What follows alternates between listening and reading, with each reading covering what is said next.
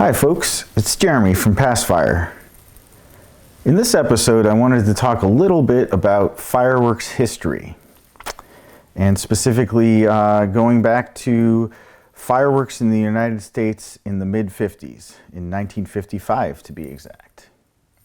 So as you'll see here, I have a copy of Life magazine from July 4th, 1955.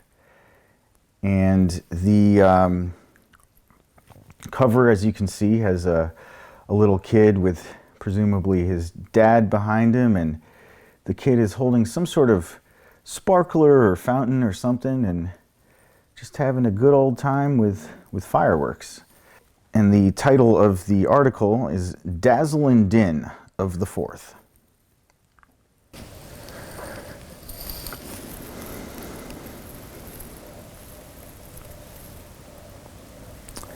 And just a little backstory, one of my interests is history and antiques. I don't have any crazy collection, but I do enjoy antiquing and seeing what kind of cool stuff I can find out there. So this copy of Life magazine I found at a local antique store. They had a number of other interesting ones as well about, from that era, from the 50s and 60s. But this one, of course, jumped out at me because it's about fireworks, and it's, a neat snapshot of what, fireworks were like in America at that time. So, of course, I had to snatch it up. I forgot if I paid $1 or $2 for it. Let's dive into it and see what this article about fireworks on the 4th of July in 1955 has to say about it. Here we go. Okay, so page 46. Lingering Glory of the Old 4th is the name of the article. Despite many restrictions, the dazzle and din endure is the subhead. Interesting.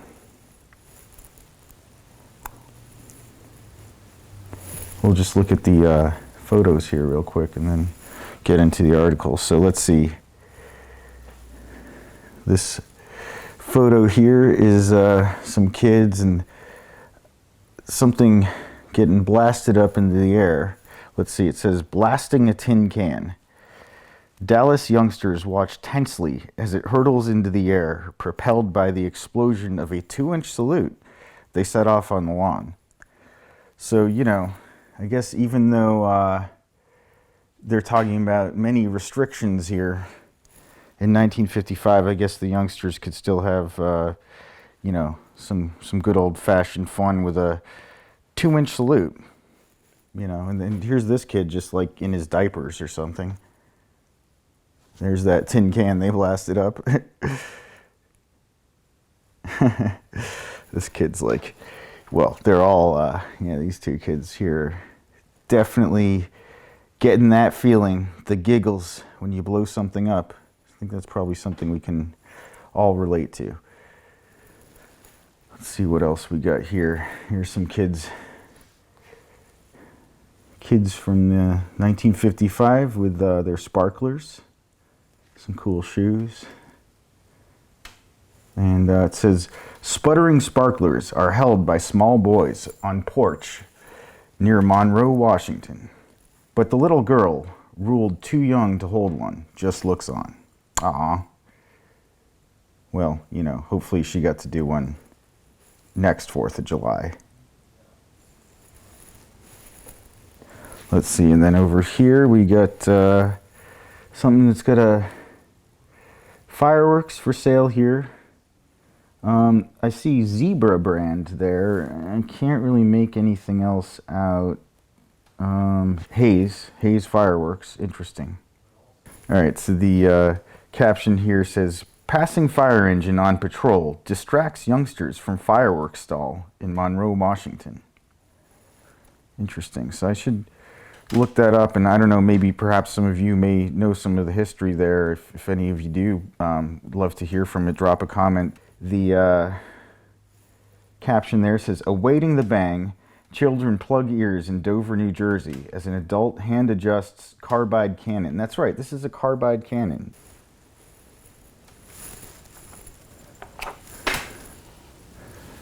Let's see. We got a nice photo spread here. This one says, bright color, big noise. I like their kind of decorative font. That's cool. So, of course, we got a nice photo of picnicking families here, little kids. Looks like, you know, having fun with sparklers. And the caption says, sparklers twirl in bright circles in a county park at Arcadia, California, a Los Angeles suburb. Safer than most types of fireworks, a sparkler burns with fierce and satisfying brilliance for about a minute. Now this is cool.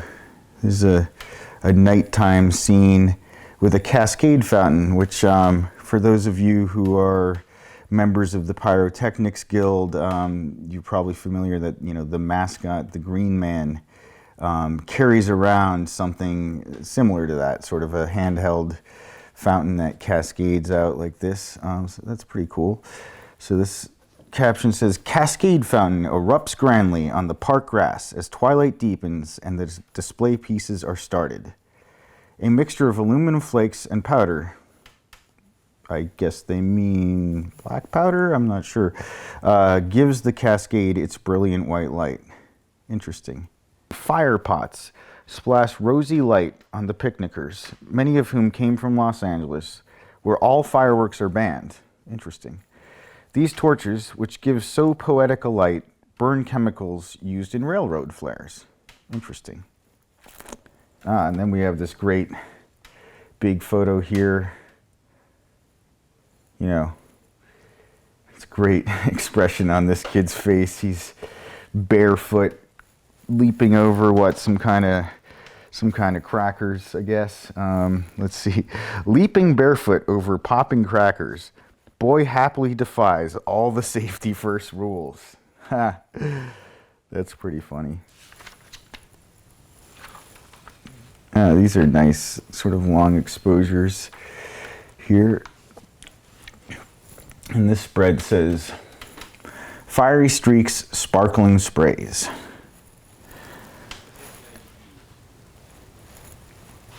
Here we get a bunch of people sitting around, and we got some sort of, I don't know, Roman candles, I guess, maybe, that folks are holding in hand, of course, you know, as they did.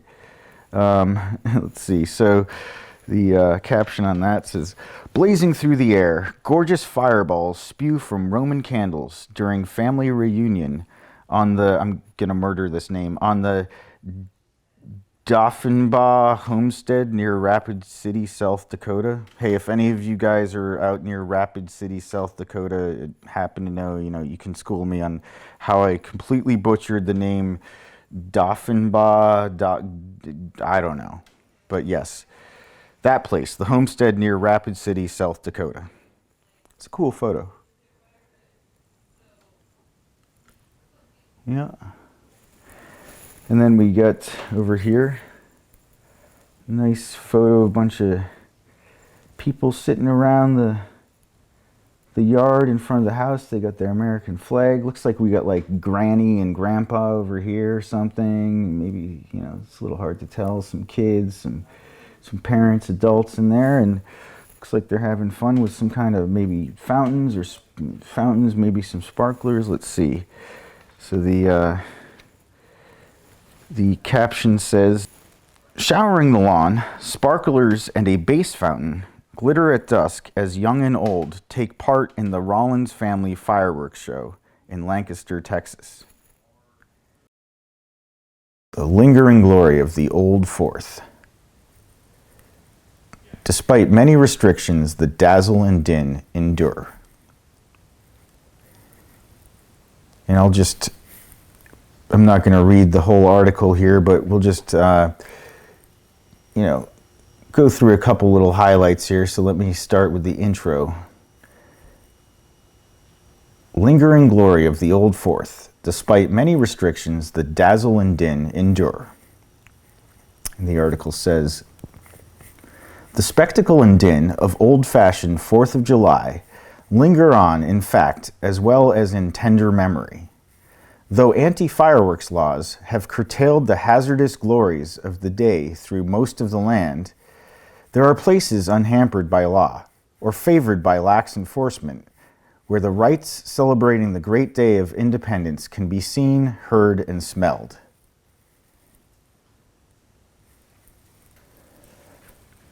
And I'm just going to skip forward a little bit. It's basically talking about, an increased emphasis on safety at the time and changing regulations in terms of fireworks. So it says, today, with increased emphasis on safety, more than half the states forbid fireworks, except, in some instances, sparklers. Most of the others limit firecracker size, nothing over 2 inches, and prohibit large pieces like aerial shells.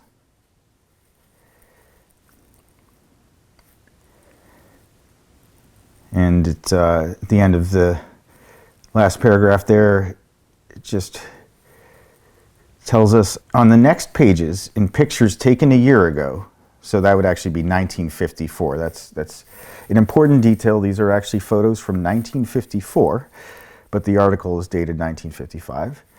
So, as it says on the next pages in pictures taken a year ago, life records the color and thrills of an institution that has lost much of its sanction, but none of its magic. It's kind of just interesting, to think about the restrictions in the mid-50s there and sort of the sense that a lot of things were kind of lost due to those restrictions. Well, I think it's interesting that, since then, actually a number of states have become a little more open to fireworks. Yet actually, overall safety records and the overall safety of fireworks and fireworks use has gone way up. So I think that's obviously been an important factor, is just the emphasis on safety as opposed to just banning the things altogether. This is the end of the article. Last frontiers for fireworks. America had statutes on the books forbidding or controlling the use of fireworks before she had an independence to celebrate. A Rhode Island law of 1731 banned the unnecessary firing of guns, pistols, squibs, in parentheses firecrackers, or brackets rather, firecrackers, or other fireworks. And Pennsylvania adopted a similar law in 1751. So, there's definitely, before we were even America as a country, there definitely was a history of regulating and controlling these things in some ways. And so it goes on to discuss a bit of the risks posed by the use of fireworks, before that time. And so it says, many cities responded by passing anti-fireworks ordinances. However, such laws were easier passed than enforced, and in the early 1940s, with casualties still high, the campaign was renewed. In 1937, a model state fireworks law based upon statutes that had proven effective in Iowa, Michigan, and New Jersey was drafted by the National Fire Protection Association. Its provisions would make illegal the sale for retail use or the explosion of fireworks and would permit only supervised public displays as authorized by a state fireworks marshal or local fire chief. So that was something that was in 1937. In 1939, 4 states adopted variations of the model law, and 2 years later, 5 more followed suit. So there's kind of, in the late 30s and in the early 40s, it was sort of this trend of states adopting these bans. It sounds like it continued into the 50s, and by 1953, there were a total number of 28 states that essentially had full bans on fireworks, and then another 14 states that had serious limits on them. So that definitely, that trend really was, taking off in the late 30s, and then, by the 50s, it was, things were fairly restricted. More than half of the states in the Union had essentially full bans, or perhaps maybe sparklers were allowed in some places. But that's an interesting window at the time, and gives a little context for the tone of this article of talking about how this tradition is being regulated and is changing at the time in the 50s due to these regulations. That's really interesting. So yeah, there you have it. Issue of Life magazine from July 4th, 1955. And I think it really kind of gives an interesting window on what the sort of culture and the situation for pyrotechnics and fireworks was like in America at the time. And of course, at that time too, you had some interesting geopolitical developments involving China, etc. And that has definitely, left an indelible mark on the history of fireworks since that time. So yeah, I think it's interesting to pick up these old magazines that you might find around, at garage sales or antique shops or what have you, flea markets, and you'll never know what kind of interesting little windows into history that you might find, particularly for us folks who are interested in fireworks. I encourage you to take a look at what old magazines are out there that discuss fireworks and stuff and the history of them back in the day. It's really pretty interesting to me. I'm curious to know what you guys think about it.